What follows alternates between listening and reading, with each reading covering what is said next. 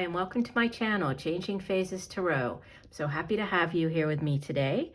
Now, today's reading is the yearly reading for 2022. So the way that I do the reading is I set out a card for each of the months, and then I will pull one card from the other deck as the overall energy for the year for you.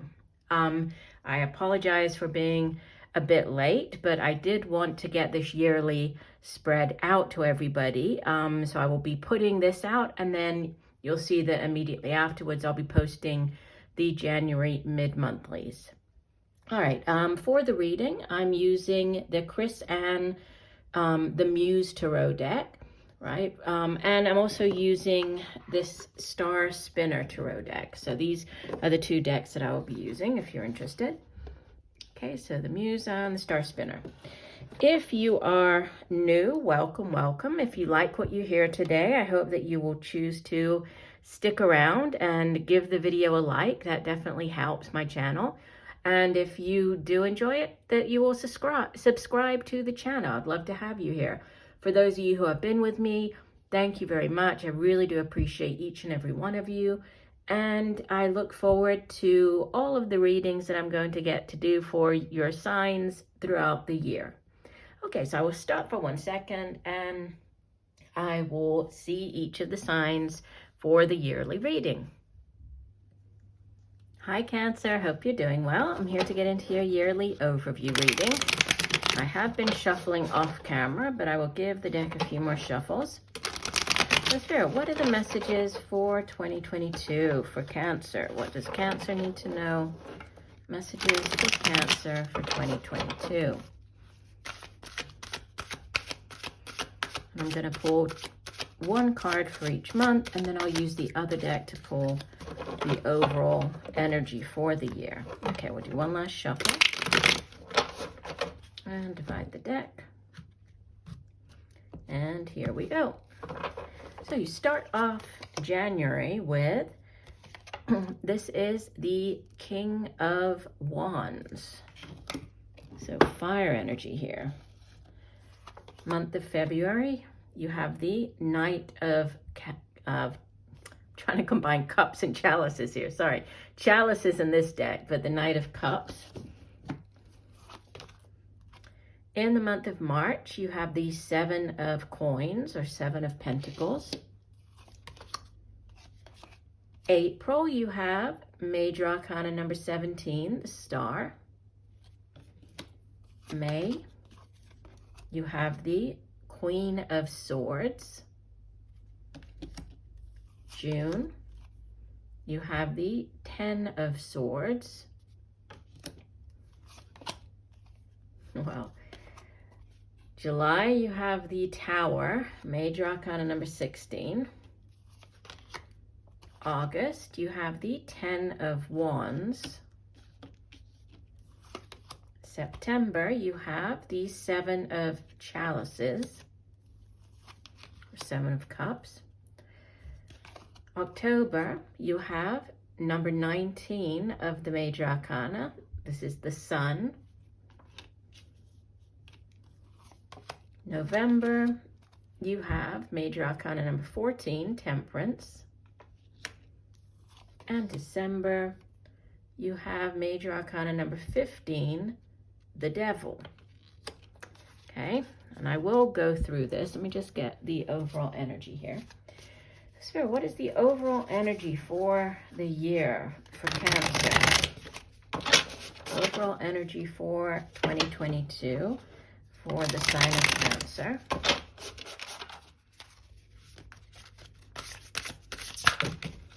Okay, put those back. There's a big clump of cards there. So we'll just do one final shuffle.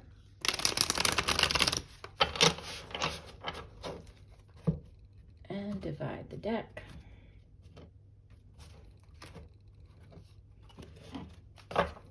Okay, so your overall energy for the year, wow, is Major Arcana. So this is the Fool card. So the Fool is the first of the Major Arcanas. You could be dealing with also the sign of Aquarius. The Fool is associated with the sign of Aquarius. But the Fool here is setting off on a brand new adventure, a brand new journey. So it's new beginnings. It's sort of that, the breath before you get to like the ace, which is a magician, the number one. So it's that step right before then. It's like you know you're beginning this new phase. You've made that decision. You're excited about heading off in this new direction, and it's just about to happen. It's very exciting, right? It's new beginnings. It can also be about needing to lighten your load. So, it's interesting because in this deck, you see that the Fool here, she's almost like she's sort of bouncing along, like she's floating, and she doesn't have a little rucksack on her back, a little knapsack. In the traditional tarot, the Fool is carrying like a little rucksack, and it generally represents, that the Fool has put down all of his belongings. He's setting off on this new adventure with the minimum, right? Just the minimum amount of what he really needs. So he's lightened his load. He's starting off on this new journey, and she just looks like she's sort of gliding through the air here. So it's, I feel that this new beginning or the year is going to bring a sense of freedom. It's going to bring you, this new beginning.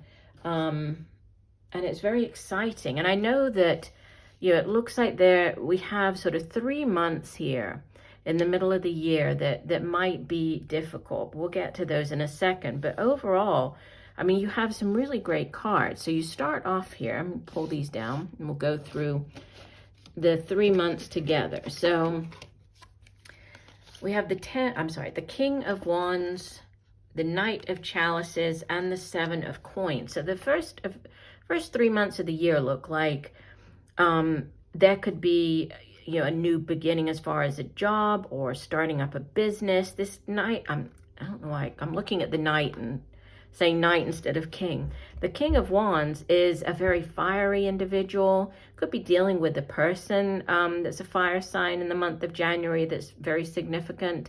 Aries, Sagittarius, and Leo. But this king, he's very good at coming up with ideas and plans and executing the plans. So, it could be you taking on this energy. Obviously, you're not a fire sign, Cancer, but, you taking on the energy of this King of Wands to tackle, a new project, a new beginning, a new job. And we do have, another reference to, this new thing coming in the month of February with the Knight of Chalices. The Knight of Cups, he goes off on a quest. He brings back an offering.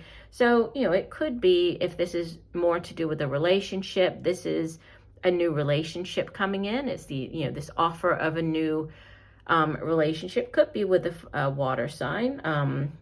So either a Cancer like yourself or Scorpio, Pisces.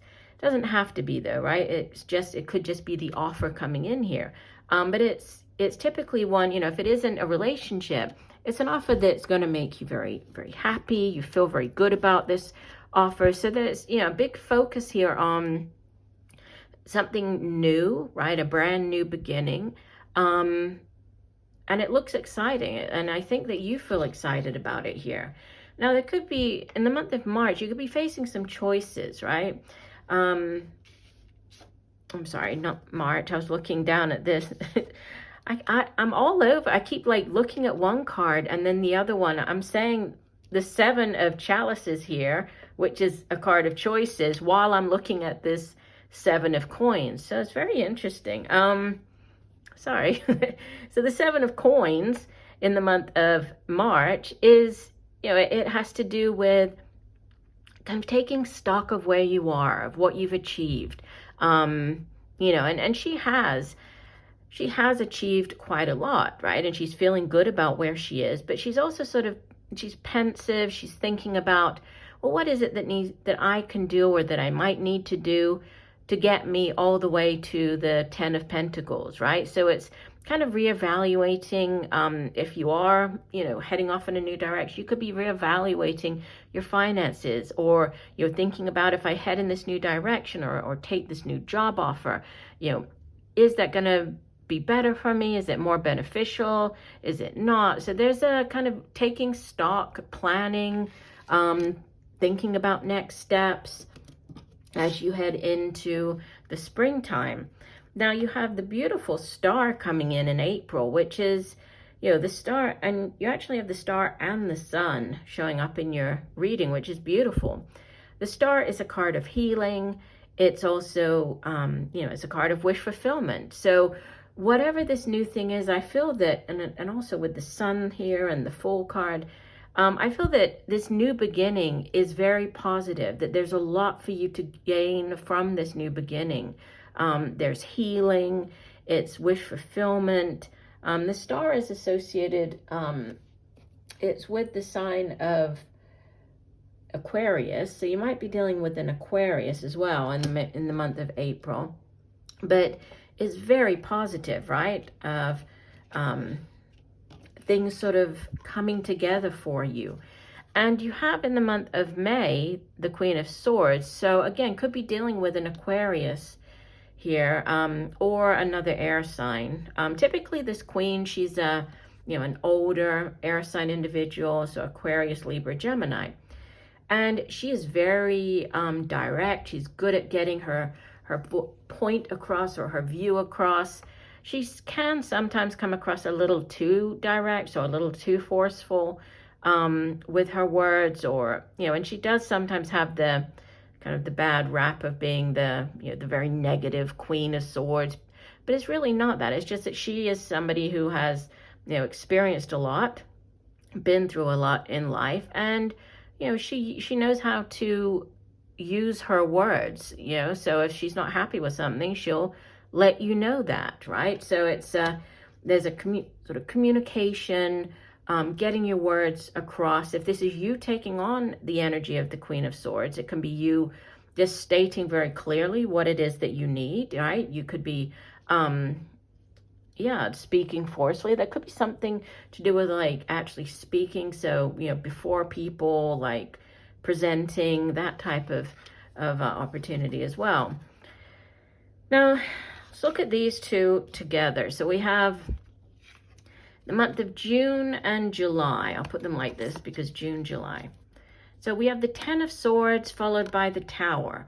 So Ten of Swords, yes, it looks like an awful card, right? I mean, he's there with all the swords stabbing him. It's not a great energy, but it is like the end of a situation. It's the end of something. And, you know, this is like the worst of a particular situation. It can only get better from here, right? Tens in the tarot are endings. After this would go back around to the Ace of Swords. So there's, you know, yes, it's very difficult, but there's, you know, new beginnings coming in. So there's some type of difficult ending. It can often refer to like a betrayal as well. So, you know, stabbed in the back. But it's very difficult, a very difficult ending, followed by a significant change or shakeup. I mean, the Tower, this is major arcana energy. Tower card coming in, you know, the Tower has to, well, it's associated with the sign of Aries. So we have more Aries, more fire energy here. But it's, you know, it's a very unexpected event, something that comes in to really shake things out for you. You can see here that the Tower is being hit here, right? Struck by lightning, and it's crumbling to the ground. Now, with the Tower, you know, most of the time it's not necessarily bad. Most of the time it's very surprising. It can catch you off guard, but it's really about how you approach the Tower, right? That's what's going to make the difference. So whether you are willing to kind of adapt and roll with the punches and go with the flow and, you know, accept whatever this sudden or unexpected change is, or if you're going to, you know, sort of wallow in this energy of the Ten of Swords and the Tower. So the guidance for these 2 months, and this is over the summer, right? June, July. If there is a shakeup or particularly difficult ending, and you have more endings here. We have another 10 with the 10 of Wands. And so June, July, and August, yeah, the summer months, you have major endings here. The 10 of Wands, again, this has been a particularly difficult cycle or chapter in your life, but it's ending now. It can, with it being fire energy, it can be related to the work that you do, right? Projects. But fire energy is also your own drive and ambition and passion for the things that you do in life. So there's a major shift coming in for you around the summer, right? Around the middle of the year. And as you head into the fall and winter, there is, yes, a definite shift in energy, because you have the Seven of Chalices, which is, it's a card that represents choices, right? And it's a need to have, or to focus your energies on one particular thing, right? Because while you're in this sort of wishy-washy energy of weighing everything up and looking at one opportunity or another, or one cup or another cup, until you actually pick one cup and say, okay, that's my ace of chalices. That's the one, that's the job I want. That's the, whatever it is in the sentence that you want. It is just up in the air. So there's a need to focus, to make a choice about something. And we have the sun coming in. So October, November, December, we actually have 3 major arcana. So the last 3 months of the year for you could be, significant. That's cups. Yeah, significant with 3 major arcana. So the sun is the most positive card in the entire deck, and it represents good health, vitality, everything sort of going, everything is right, all is right in the world. So by the time you get to October, I feel that you would have already dealt with and handled and made the choices, and you're ready to head into the next year, right, with these showing up in the last couple of months in a much more powerful position than you were, especially over the middle portion of the year. There's Temperance. So, and it's interesting because these 2 cards, the Temperance and the Devil, they're opposites, right? The Temperance is everything in moderation. The Devil is everything in excess. The Temperance card is sort of all areas of your life being in balance. The Devil is where there's, one aspect of your life that's just sort of out of balance, or and this can be like all areas of your life. So balancing your home and your career, your relationships and career. This can be like eating and drinking, so a balanced approach to that. Whereas the Devil, this can be in relationships. It can be having one night stands, or lots of different relationships going on at the same time. So that excess, or any type of excess, like excess drinking or eating or drugs or sex. So there's like this balancing out. So I feel that the last 3 months of the year, there's a definite need to keep an eye on your approach to things. So a need for a very moderate approach. And it's interesting because if you go down, I know that we're doing it by month, but just looking at this first row of cards, we go from the King of Wands, so very, exciting, fiery energy, to the Star, which is healing, to the Tower, which is a shake-up, to the Sun, which is, positive. And down this row, we have, this difficult ending. We have the